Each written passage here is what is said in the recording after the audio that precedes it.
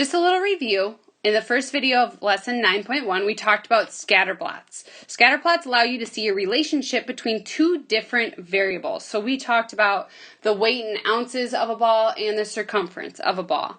Or we looked at number of absences and test scores in a classroom. So it allows us to compare two variables to one another and see if there's a relationship happening between the two. So we're going to keep doing this. Now, what I would recommend for this part of the video is pausing me before I get to explaining them and seeing what you can do on your own. Then go ahead, unpause, and see me have filled out the entire example, and then I'll walk through it with you.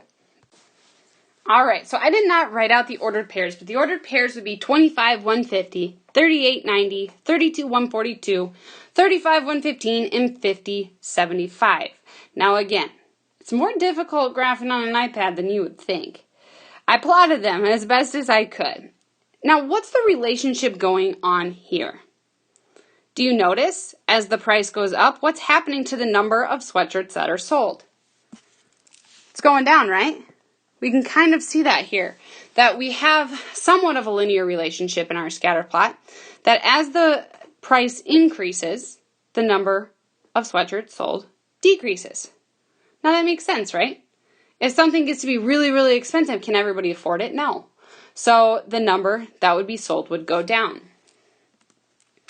All right, this one already has the scatter plot created for us. But again, I would encourage you to pause the video and try to work through this yourself. So this scatter plot shows the amount of fat and the number of calories in 12 restaurant sandwiches. So do we think there's a relationship going on? Absolutely. Look at it, right? As the fat's going up, the number of calories is also going up, which makes sense, right? Okay, now letter A says how many calories are in a sandwich that contains 17 grams of fat?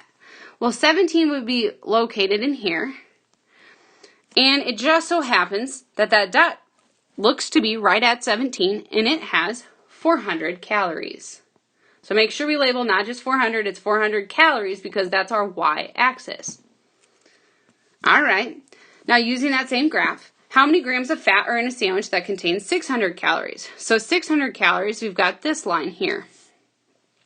Well, there is one point that's perfectly on it, so we would say it's about approximately 30 grams. Now, is it always going to be 30 grams? No, absolutely not. That's the whole point. But it allows us to predict really, really close.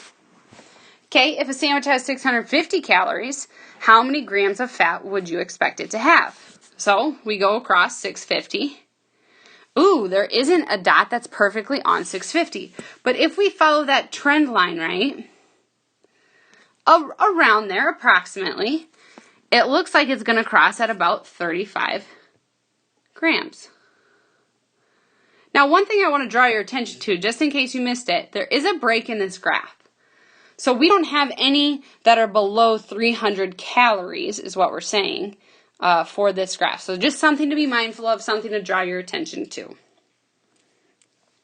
All right, describe the relationship to the data. Is there any? Is there a relationship between TV size and price? Well, it appears to be so.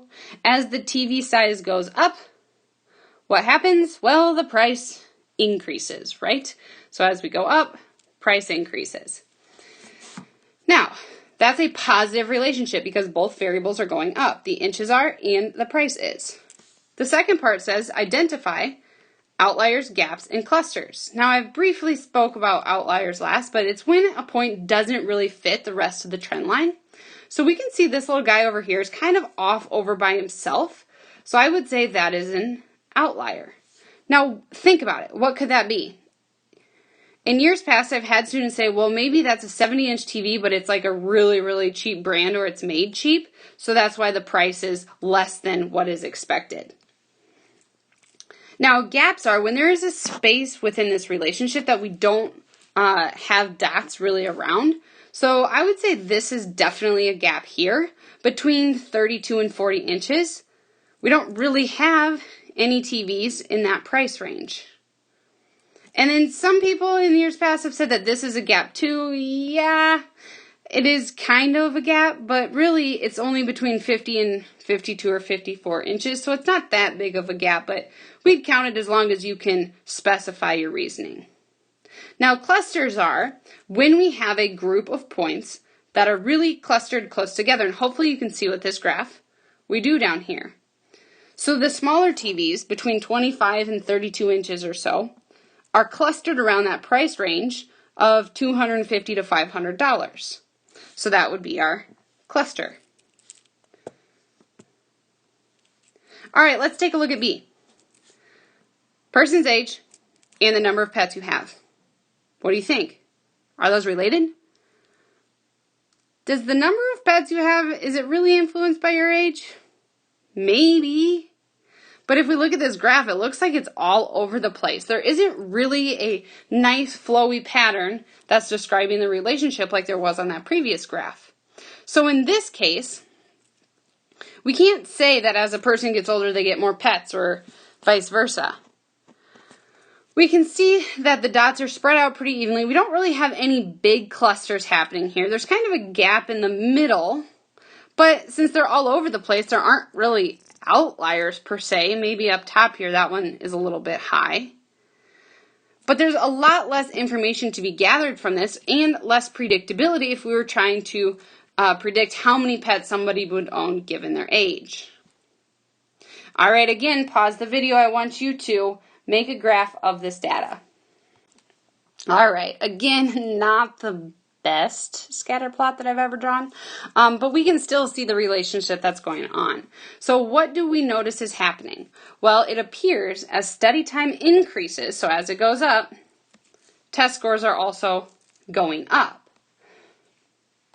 And this would describe a positive relationship because both variables are increasing. Now it says identify any outliers, gaps, or clusters.